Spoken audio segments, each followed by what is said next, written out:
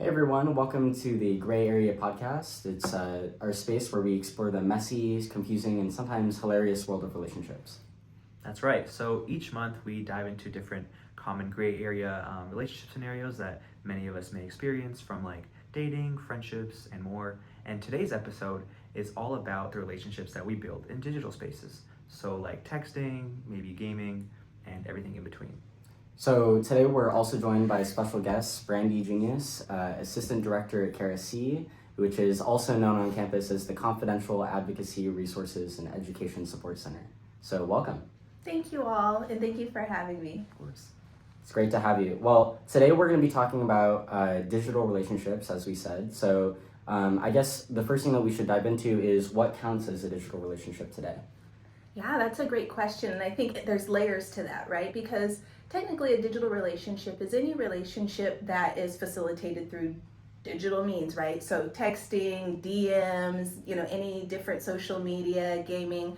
But a lot of us have relationships that are kind of hybrid, right? Some of us maintain relationships that we have in person also through digital means. But for this context, I think we're really focusing on relationships that are exclusively housed within the digital context. And so maybe people haven't met yet, maybe it's on a dating website and the intention is to meet in person, but they haven't met in person yet. And so, there are all these tricky things about how you form these relationships when you haven't had interaction face to face and it's just through the digital formats.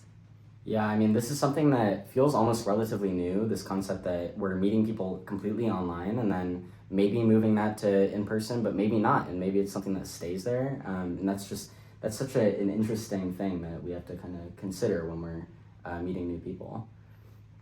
Yeah, and I think it's also a new environment where people have the choice to meet in person or keep it exclusively online. And I think, to your point, right, that's a relatively new choice that people have, whereas before you're either having a relationship with someone in real life or, there's not really much of a long distance option. I think that's something that's been increasing as well with the digital age. Yeah, do you think that these digital tools are something that maybe makes it easier for people to meet, or it could be like a tool that people could use to really gain more of like a social ability to interact with people? Yeah, absolutely. Digital tools definitely open us up to a broader global community. I have friends that I've only ever interacted with on Instagram who live in the UK, and they're people I talk to on a weekly or monthly basis, and I wouldn't have access to interacting with those people if it wasn't for digital formats and online formats. And it allows us to keep up with people easier. There's all these different ways we can connect, so I do think it provides an opportunity for us to have more relationships. The tricky part is just what is the quality of those relationships when they're being housed on digital formats versus in person. Yeah, I mean, I've had people that, I was friends with in high school, and now that they're at other colleges, you can only really interact with them digitally. And like it's kind of an interesting shift that happens in your relationship when that happens. Mm-hmm. So I guess the next thing that we should move on to is the difference between connection and overconnection. So what is connection versus overconnection, especially in online spaces? Well, I feel like connection, or at least healthy connection, is anything that's mutually consensual between all of the parties who are involved. So whether it's a one-to-one relationship or, a group relationship, social dynamic, which we see in gaming settings where, there's a whole group of people all interacting. Connection is where everyone is mutually enjoying it. Everybody is feeling safe and comfortable entering in the connection and leaving the connection when they're ready. No one feels undue pressure or an undue burden to show up for the connection if they're not able to. And everyone's able to interact in a way that feels safe and healthy for them. Yeah, I mean, that's great. I think there's like a kind of a fine line almost between connection and overconnection. So yeah, that's a really important thing to clear up. Yeah. I've always wondered about connection over connection because now we're all online. Everyone's online. Some people are chronically online. Maybe I am chronically online myself. And I don't know how that differs from being chronically online in a communicating sense. Like, am I texting my friends too much? Mm-hmm. Am I not texting them enough?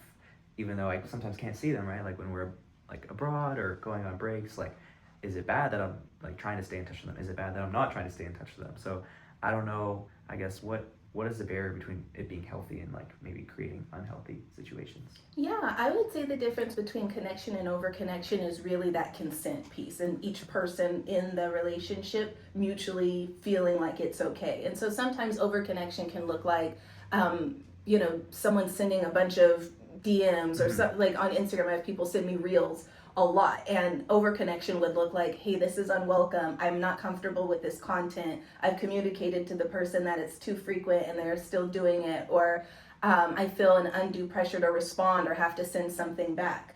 And so it's tricky, and it's really up to the individual person. Like, I have people who will send me a lot of stuff online, but there is no expectation that I respond to that same degree. So I don't feel like it's over connection. It's like, all right, this person thought about me and they shared something. But I've also had relationships where people get upset with me if, they haven't heard back within a time frame. And in my opinion, that's over connection. That's an over burdensome expectation to be in communication online. Yeah, I mean, I guess ultimately it really is just about having a lot of open communication with everyone that you're interacting with, and like being able to recognize the signs when someone is uncomfortable, when they're they're showing signs that they're uncomfortable, that you're maybe having this connection too much and over connecting. And I think digitally it's really easy for that to happen almost accidentally. So just being super open with communication and doing it frequently is super important. Yeah. Right, absolutely. And that's something that we talk about a lot at CareSC, is communicating your boundaries and communicating your expectations, and also being aware of the person you're interacting with, their body language, their responses, and being sensitive, because it is hard sometimes for people to create a boundary. And so sometimes it's on us to kind of watch how they're responding and notice if they're not comfortable, even if they haven't verbally set a boundary yet. Yeah. So I guess I want to ask you, what sort of tactics or tips does CareSC usually give in terms of situations like this? How do they give tips on setting boundaries? How should someone communicate those things? Yeah, it's a really great question. I mean, I think the first step to setting boundaries is really to be in tune with yourself and what you want. And sometimes that's the first part that's really tricky, especially if you're thinking about dating online and stuff like that, where it's actually I do want the communication, and I do want the relationship, I do want the connection, but maybe I have to be aware of how much time I can make available to this person, right? I really like our conversations. I just can't have a conversation for 5 hours every night or something like that, right? So the first step to setting a good boundary is to identify within yourself what it is you're comfortable with and what you're not comfortable with. And then from there, I think it's just being really clear. I think it's acknowledging, how the other person might feel or respond. So, unless the person's harassing you, I would try to be as gentle as possible. I really enjoy when we talk. I really enjoy when we interact. But this is what I'm comfortable with. This is the limit of what I'm willing to do. And just be as specific and explicit as possible with what makes you feel comfortable and what doesn't make you feel comfortable. With that, do you mind if I ask you a specific question? Yeah. So, I've had some friends, for example, that would send me 5 or 10 reels in a day, and I used to feel not pressured, but obligated to respond to them, because that maybe they're curated for me, maybe they're about me. But then at some point I was maybe I don't want to be responding to all these. I have other commitments. So if I just left them unread, would that be bad? If they also do that for me, say I send the reels back, is that unhealthy in your opinion? I don't think it's unhealthy if both people are okay with that being the relationship dynamic. If there's no expectation from you to respond and there's no expectation from them to respond, and it's just mutual sharing of things, I don't think that's unhealthy. I do think, though, if you're finding that the other person's feeling offended or you're feeling overwhelmed with the amount, then you can simply ask them and check in and say, hey, what's the expectation when you're sending me these reels? Are you wanting me to look at them right away? Or is it just something you thought about and, you're not really pressuring me to take a look at it, and kind of understand where they're coming from. And I'll give you an example, which is a little bit different. I have a daughter who is on social media now at that age, and she'll send me a ton of reels. And I'll have to ask her, are there ones that are really important to you, or do you just want me to spend 45 minutes watching all the three? Yeah. And so, sometimes just having the conversation and saying, what's your expectation here? Okay, this is what I can do. Or once a week, I'll look at these when I have time, but I hope you don't feel offended if I can't look at it before then. Sure. I guess I also have another kind of specific question, which is in gaming communities, people often, you're interacting with strangers online, and people have certain considerations about privacy that they have with gaming communities. I've seen people, they'll make a rule I'm not gonna share my real name, or I'm not gonna share any pictures of myself so people don't know what I look like. What kind of privacy considerations do you think people should have when they're interacting with strangers, especially online?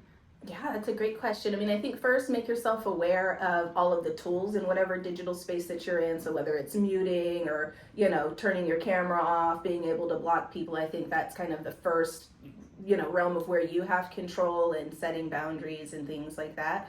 But I think, as it relates to gaming relationships, shoot, okay, can you remind me of it? Like, can you restate the question again? Yeah, it's like, I guess because you're meeting strangers online, it's an interesting privacy kind of situation where you don't really know who these people are. You don't know if they're safe to be around. So just what kind of steps can you take to maintain your privacy and like really do it in a safe manner? Yeah, thank you for that. Thank you for reminding me of the question again. I think one good principle I've seen people use is not using the same username across different platforms. So for example, you may not use your real name on your gaming platform, but if you use the same handle that you use on, your Twitter or your Instagram or something, and then that has your real name on it somewhere, a person can, do some digging and find your identity.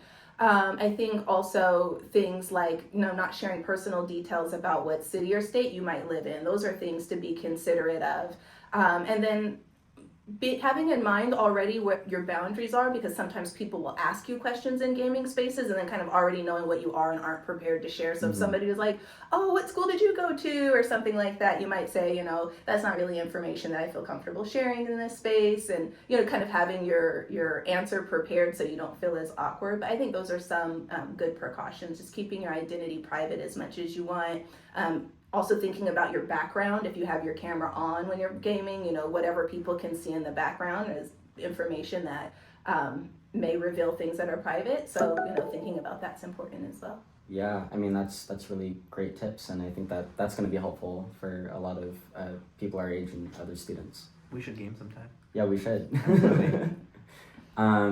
So I guess moving on to our next topic, an interesting dynamic about digital relationships for college students is that a lot of our online communication happens in group chats, in group settings. And I feel like that's something that is like really specific to the culture of like college age relationships, is that people really like to do things in groups online.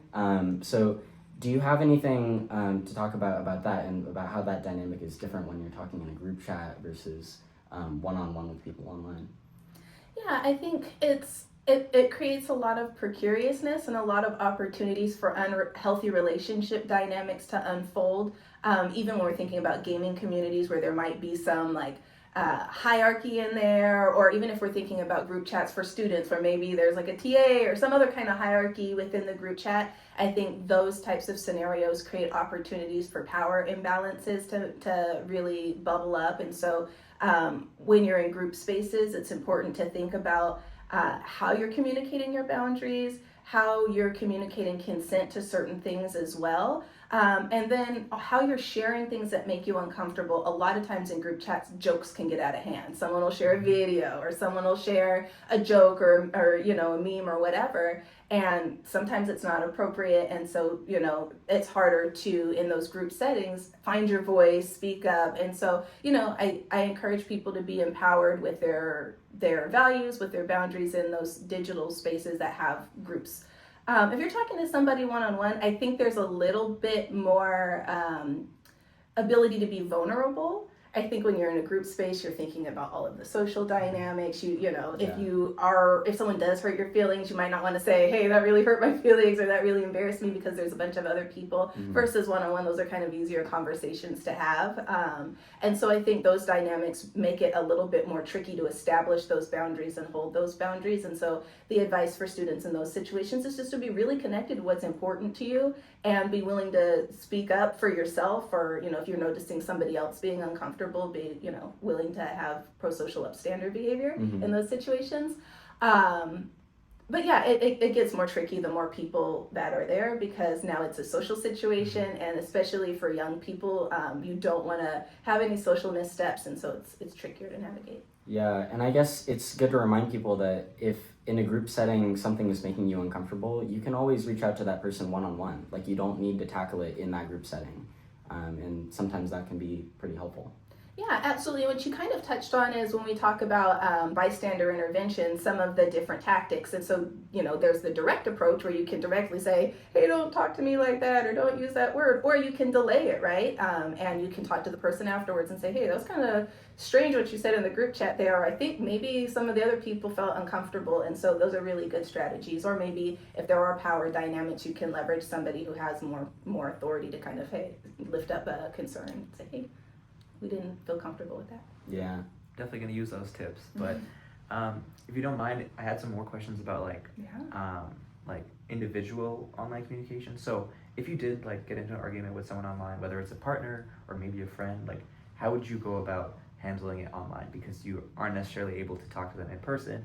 You might have been like playing video games or talking to them at night, and then you got into an argument, and now they're like, going to bed, and then they have other commitments in the morning, and then everyone, when they're in their own thoughts, they might start forming like different opinions just based on their reflection of the scenario. So I guess like how to prevent that from turning into a situation out of control, essentially. Yeah, I think that's a really good question. And I think it's also important to consider the relationship you have with that person, Right. how important that relationship is to you, how close you are with that person. Sometimes the best advice is to let things cool down first. First what I'll say is a lot of times in spaces where you're texting and the communication is via text, it's really easy to miscommunicate. It's really easy to misinterpret and misunderstand. So sometimes it's a good idea, just give the situation a moment to cool off so that maybe you're not interpreting it through this lens of being really frustrated and upset, or they're not as well. And then I would always suggest attempt to have the most direct communication with the person, especially if you're trying to repair and reconcile and clear things up. It's really hard to do that through texting, whether it's, in a gaming space texting or, social media texting or whatever. So if you can, whether it's like a video call or a FaceTime, if you have that relationship with the person, I would definitely use that as an opportunity to clear things up so that you don't end up in a situation where things are really bad. And if you're not as close with the person, I think, again, give it an opportunity to cool down a little bit. And then if you want to send a communication that clears things up and explains, and then just understand that we're not going to always be able to repair online relationships. Some of these are relationships with complete strangers. They have different world views and experiences. Right. And then that's when we know our tools, right? And we can set our boundaries and say, all right, I'm going to mute this person. I'm going to leave this game. I'm going to leave this chat if it's not feeling comfortable or safe for me anymore. Yeah. Well, it's been so helpful to hear from you as an expert on this topic and someone that's familiar with the campus and with our community. So thank you so much for coming on with us today. Yeah, thank you for having me. It's been really great to talk with you both today. Of course. And so, now that we've navigated all these things, I think it's very important for students to understand, like, what can they do with this information, what resources are available to them. So, whether you're like texting nonstop, like I'd be doing that sometimes. We all have our different online forms of communication. Sometimes maybe gaming a lot. I don't know what games you play, but whatever it is, yeah. They can take hours, right? Yeah. Or I know sometimes people text very cryptically, so you might be like spending time thinking about, what does that mean? What did that say? So I think it's important to, remind myself and remind other people that it's important to like take a pause and like check in with yourself and like kind of understand like what feels healthy and like understand that digital connection should be something that supports your life and doesn't necessarily drain it. And so I guess with that, is there anything else you wanted to add? Any resources that you would encourage students to consider? Yeah, and I want to piggyback off of what you just said because that's really important. All relationships, digital or not, should enhance your experience, enhance your well-being. If you're finding that any relationship is draining you or making you feel overwhelmed, that's probably one of the first signs that it's an unhealthy relationship, and you should, consider what your feelings are, your boundaries, and what you need to communicate with the other person. And so, with the ability of digital relationships opening things up for us, we want to make sure that we're not opening ourselves up in ways that are creating more harm. Right, we want to make sure that we're enhancing our relationships through these digital means.